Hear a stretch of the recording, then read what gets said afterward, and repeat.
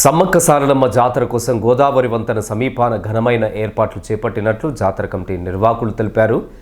గతంలో 4 లక్షల మేర భక్తులు హాజరు కాగా ఈ దఫా జాతరకు 7 నుండి 8 లక్షల మేర భక్తులు హాజరవుతారని అంచనా వేస్తున్నట్లు చెప్పారు.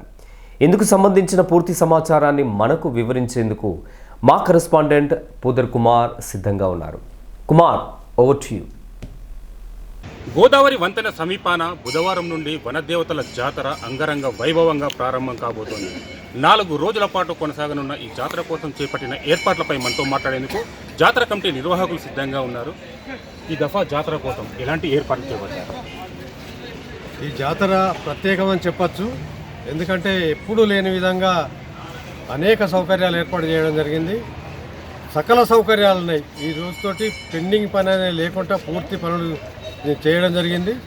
దానికి గౌరవ ఎమ్మెల్యే మక్కన్ సింగ్ రాజ్ ఠాకూర్ గారి సెలవు వల్లనే ఇవన్నీ జరిగినాయి. దానికి బ్యారికేడింగ్ కానీ లోపల ఎప్పుడు లేని విధంగా బ్యారికేడింగ్ చేసినాము.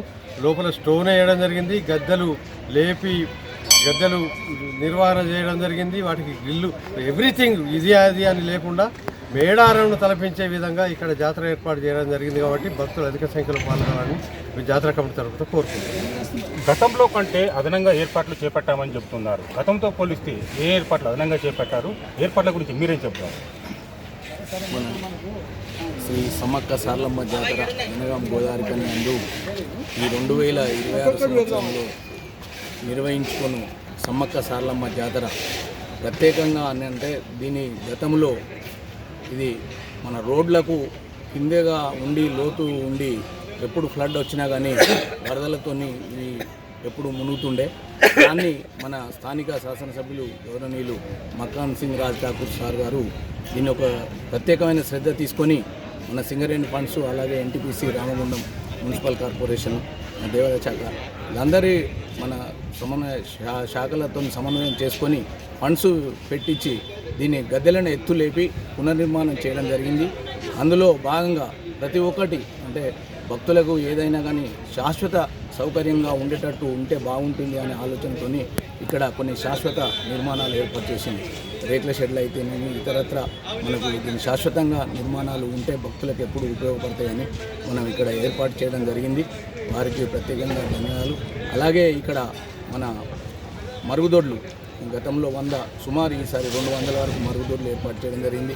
ఈ హెల్త్ డిపార్ట్మెంట్ కానీ మన రామగుండ మున్సిపల్ పారిశుద్ధ్యం కార్మికులతో ఈ ప్రతినిత్యం శుభ్రం చేయడానికి వాళ్ళు కూడా సుమారు 250 మంది కార్మికులను ఇక్కడ ఏర్పాటు చేయడం జరిగింది. అలాగే అన్ని డిపార్ట్మెంట్ సహాయశాఖలతో పోలీస్ శాఖ కానీ ఇతరత్ర మనకు ఎలక్ట్రిసిటీ కానీ ఎన్టీపీసీ రామగుండం మున్సిపల్ అలా వీరందరి సహాయ సహకారాలు తీసుకుంటూ ఇక్కడ వచ్చే భక్తులకు ఎలాంటి అసౌకర్యం ఉండకుండా మంచినీటి వసతి కానీ ఇక్కడ మన విశ్వ హిందూ పరిషత్ వాళ్ళు కూడా సేవా సమితి వాళ్ళు కూడా ఆధ్వర్యంలో ఇక్కడ ఇతరత్ర స్వచ్ఛంద సంస్థలు మంచినీటి సౌకర్యం కొని అలాగే పులిహోర ప్రసాద వితరణకు ఇతరత్ర కార్యక్రమాలన్నీ భక్తులకు ఎలాంటి అసౌకర్యం ఏర్పడకుండా అన్ని ఏర్పాట్లు చేసుకోవడం జరిగింది. ఈ సమ్మక్క సారలమ్మ జాతర మనకు రేపు బుధవారం సారలమ్మ తల్లి వస్తుంది గద్దెకు. అలాగే ఎల్లుండి 29 నాడు సమ్మక్క తల్లి గద్దెకు వస్తుంది. 30 నాడు మొక్కుబళ్ళు చెల్లించుకుంటారు. భక్తులు ఇటు జాతరలో విశేషంగా భక్తులు అధిక సంఖ్యలో పాల్గొని ఆ అమ్మవార్ల కృపకు పాత్రులై అమ్మవార్ల కృపకు పాత్రలు కాగలని కోరుచున్నారు. ఈ దఫా జాతరకు ఇంతమంది భక్తులు హాజరవుతారనే అంచనాలతో మీరు ఏర్పాటు చేపట్టారు. పోయినసారి 3 నుంచి 4 లక్షల వరకు భక్తులు వచ్చిందని అంచనా ఉంది. కానీ ఈసారి ఏర్పాట్లు చేసిన తర్వాత ఇక్కడ లైటింగు అదే ప్రచారం జరిగింది. తప్పకుండా 7 నుంచి 8 లక్షల మంది భక్తులు వస్తారనే ఉద్దేశంతో వాడికి సరిపోయాన్ని ఏర్పాటు చేయడం జరిగింది. అందులో భాగంగా ఇంతకుముందు మనకు 3 దిక్కులనే షవర్స్ ఉండేది.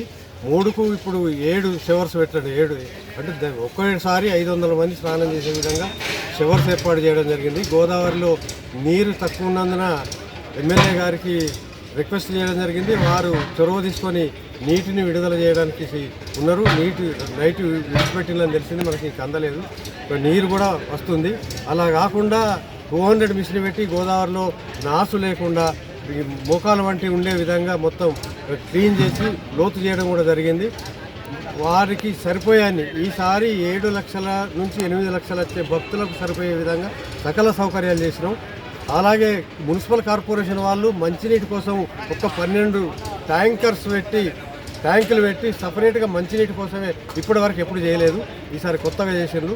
అది కాకుండా వంటల కోసం సింగరేణి యాజమాన్యం ఫిల్టర్ బెడ్ నుంచి వచ్చే పంపులు చుట్టూ మొత్తం జాతర ఆవరణ ఏరియా అంతా చుట్టూ ఉన్నాయి.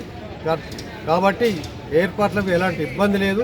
నిన్ననే ఏసీపీ రమేష్ గారితో మీటింగ్ కూడా జరిగింది.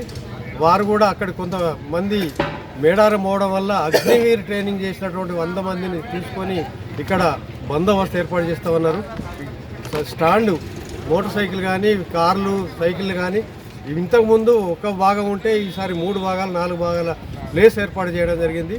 ఇన్కమింగ్ అవుట్ గోయింగ్ వేరువేరుగా, ఇంతకుముందు లేదు, అవుట్ గోయింగ్ అనేది వేరు లేదు. కాబట్టి ఈసారి ప్రత్యేకించి అవుట్ గోయింగ్ చేసి ఇప్పుడు వాటర్ స్ప్రేయింగ్ కూడా 2 రోజుల నుంచి వాటర్ స్ప్రేయింగ్ కూడా స్టార్ట్ చేయడం జరిగింది. కాబట్టి అన్ని సౌకర్యాలు వినియోగించుకోవాలని భక్తులను కోరుకుంటున్నాను. ఫైనల్గా జాతరను ఉద్దేశించి ప్రజానీకానికి ఏం చెప్పదలుచుకున్నారు? నా సమ్మక్క సారలమ్మ జాతర గోదావరికని అందు గత సంవత్సరము సుమారు 5 లక్షల మంది అమ్మవార్లను దర్శించుకున్నారు. ఈ సంవత్సరం విశేషమైన ఏర్పాట్లతో పాటుగా ప్రింట్ మీడియా, ఎలక్ట్రానిక్ మీడియా విశేషంగా ప్రచారం చేయడం జరిగింది. అలాగే ఇప్పుడు ఈసారి మేము సుమారు 7 నుంచి 8 లక్షల పైచులకు భక్తులు వచ్చి అమ్మవార్లను దర్శించుకుంటారని అనుకుంటున్నాము.